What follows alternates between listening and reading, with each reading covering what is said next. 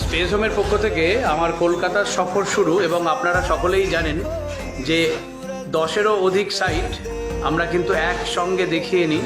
যেভাবে আমাদের জেলার অঞ্চলে কাজ হচ্ছে ঠিক সেইভাবে আমরা কলকাতা অঞ্চল জুড়েও আমাদের কাজ হচ্ছে। অনেকেরই প্রশ্ন থাকে 1 BHK প্রজেক্ট করতে গেলে কত কি খরচা পড়ে। ফল সিলিং এবং পেছন দিকে যে দেখতে পাচ্ছেন আমরা পুরোটাই প্যানেলিং করব বেডের পেছন দিকে, এবং এই সাইডে আমাদের একটা লং ড্রেসিং ইউনিট হচ্ছে, এবং ড্রেসিং ইউনিটটা একটা অ্যাট্রাকটিভ লুকিং অর্ধচন্দ্রাকৃতি গ্লাস দিয়ে আমরা সাজিয়ে নেব, এবং ওপরের দিকে আমাদের প্যানেলিং থাকবে।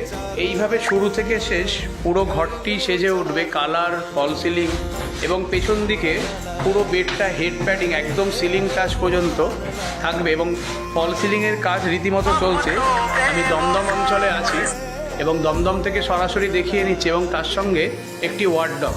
এটি অল টোটাল খরচা পড়ছে